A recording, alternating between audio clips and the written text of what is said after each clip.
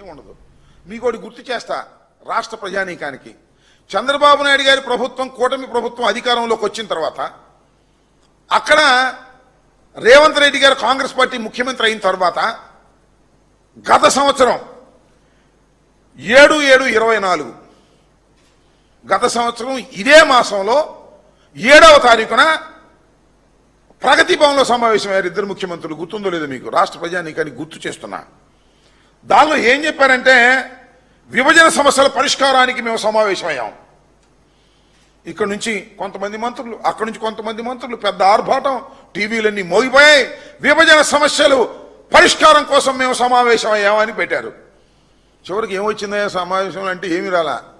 విభజన సమస్యల పరిష్కారం కోసం కమిటీ వేస్తాం, త్వరలో తేల్చేస్తాం అన్నారు. ఏం తేల్చారో అని అడుగుతా ఉన్నా. నారా చంద్రబాబు నాయుడు గారు సంవత్సరం అయిపోయింది, ఇవాళ 17/7/25 7/7/24 మీరు సమావేశమయ్యారంటే 6వ తారీఖు సమావేశమయ్యారు. సొరకాయలు కోసినట్టు కోసేశారు. ఒక ఉపసంఘం వేసేస్తామన్నారు. ఇద్దరు సమస్యలు పరిష్కారం చేసేస్తామన్నారు. వాళ్ళు బ్రహ్మాండంగా 2-3 ప్రశ్నలు అడిగారు.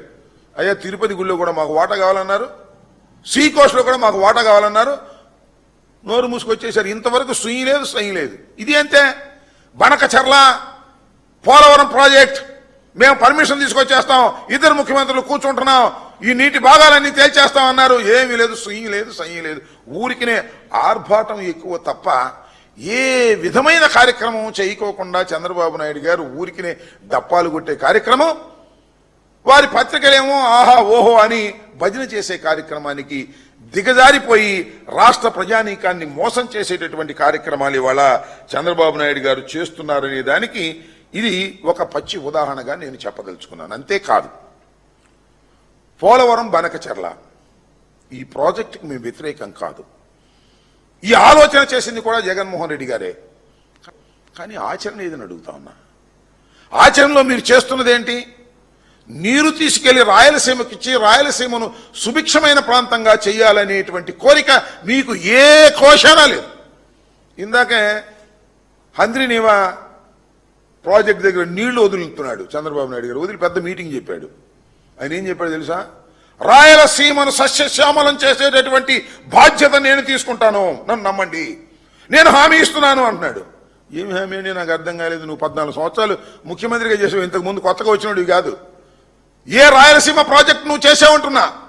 డాక్టర్ వైఎస్ రాజశేఖర రెడ్డి గారు ఆలోచన చేసిన ప్రాజెక్టులు తప్ప నువ్వు ఏదన్నా ఒక్క ప్రాజెక్ట్ చేసావా? అదేమంటే తెలుగు గంగా ఎన్టీ రామారావు అంటావు మాట్లాడితే. మా తాతలు నేతులు దాగారు, మా మూతులు వాసన చూడమన్నట్టుగా ఎన్టీ రామారావు గారి పేరు చెబుతావు తప్ప నువ్వేం చేసావని అడుగుతా ఉన్నా.